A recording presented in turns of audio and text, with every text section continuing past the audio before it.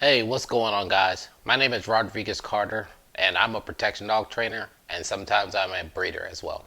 So, today I want to talk to you about protection dogs and puppies and how to look for a good puppy if that's what your desire is.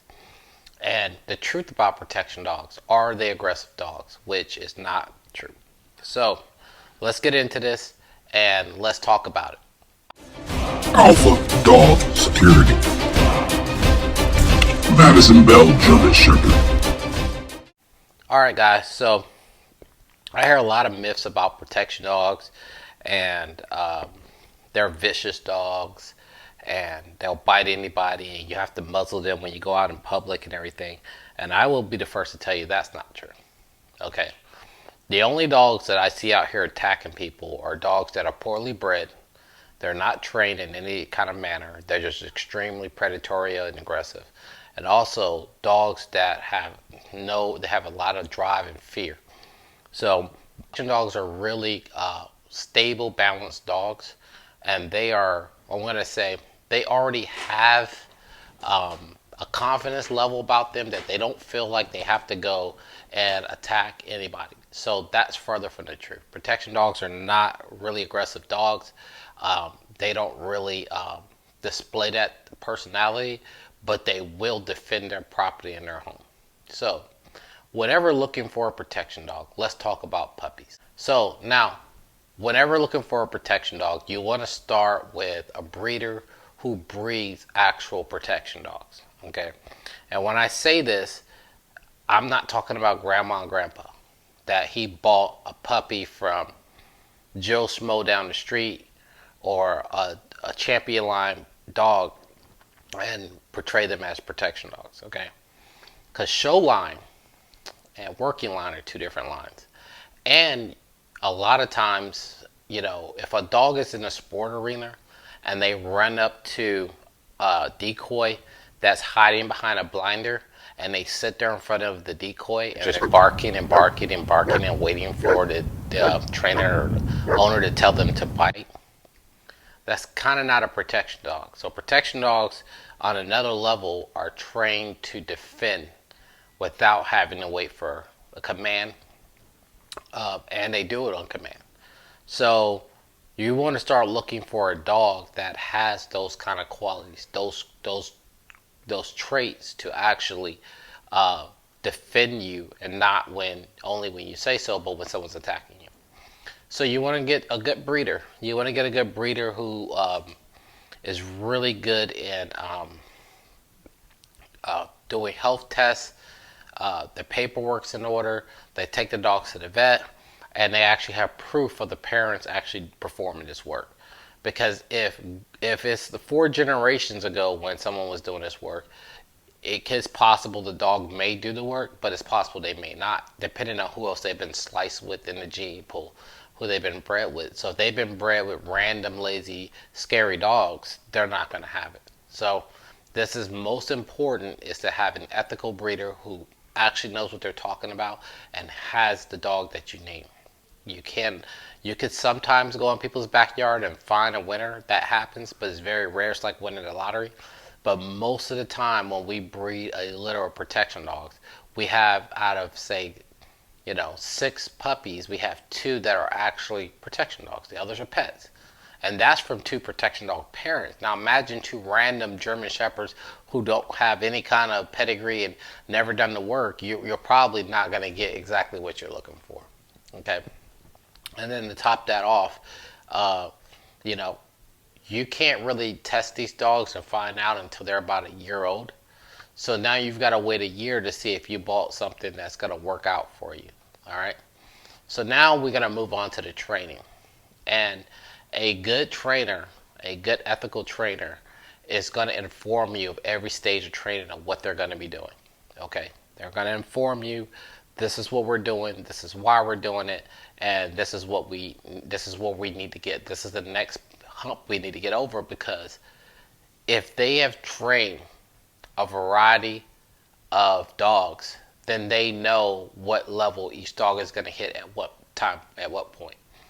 So if a protection dog trainer doesn't have a timeline for you, they don't know how long it's going to take, and they're just doing random stuff, you're probably dealing with an amateur, and it's probably not going to go well.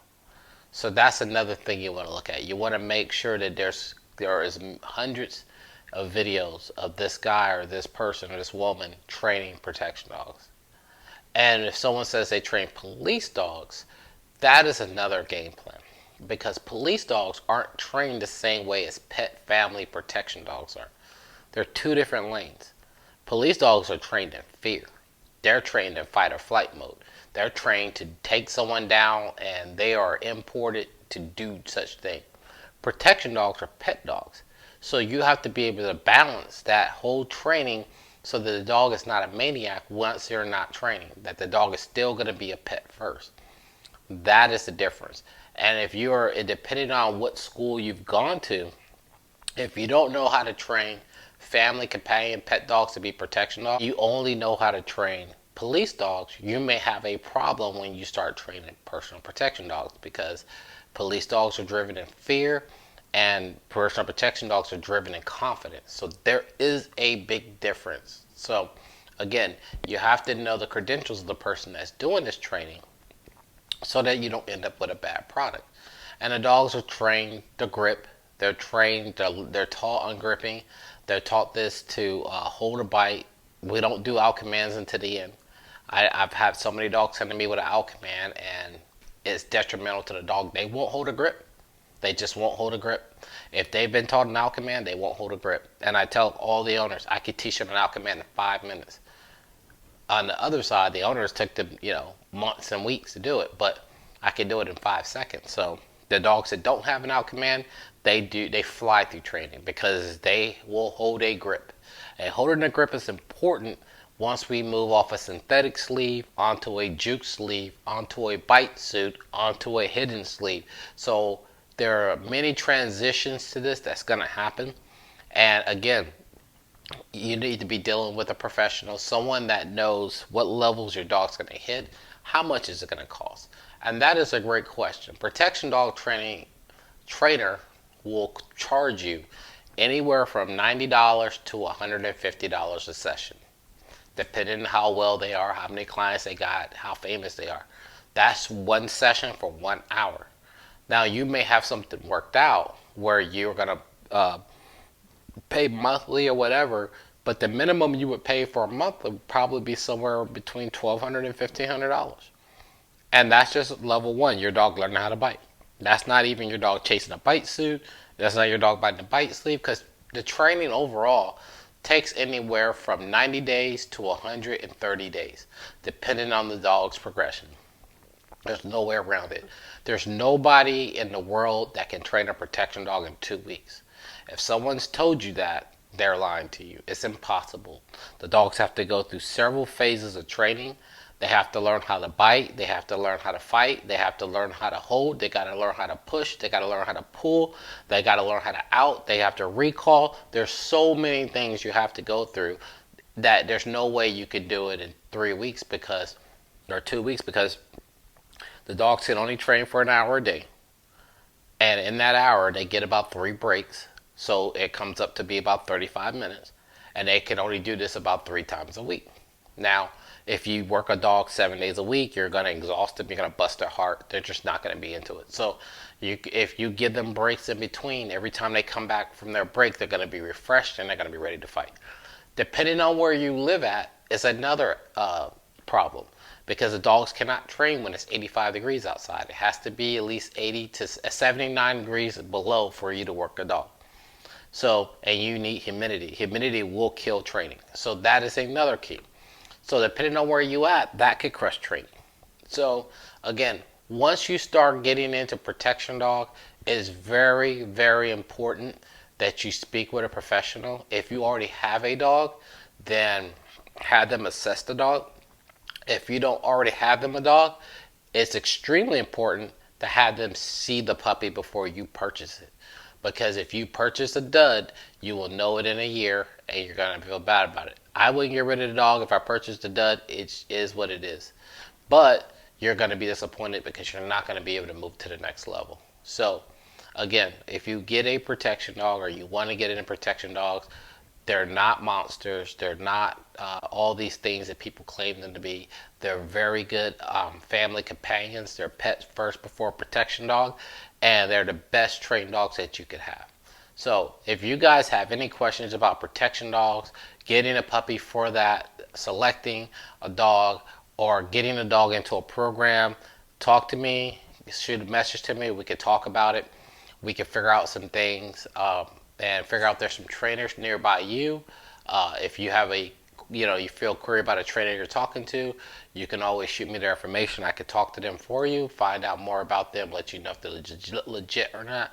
And again, and you have to be like, there's a lot of trainers who understudy who have not been to a formal school, so you can't count them out. They've trained with some of the best protection dog trainers out there, and they're super good. I've ran into some trainers who've gone to school for 6 months to a year, and they're horrible. So you can't always take a certificate for face value. You have to see the trainer work, and you have to see what they produce. That is far more. If they train a protection dog and they have a customer, they should be able to refer you and send you videos. If they cannot produce videos with a referral, I would stay away from them. So again, if you guys have any questions about protection dogs and you want to learn more, you guys can, or anytime you want, you can shoot me up, you can talk to me, and we can get into it, and we can figure out where to go from there to where you're trying to get with your dog. This is an extremely big decision that you make, and you should make it with caution. You guys have a great one. I'm Rodriguez Carter. This is Madison Bell, and you guys be good.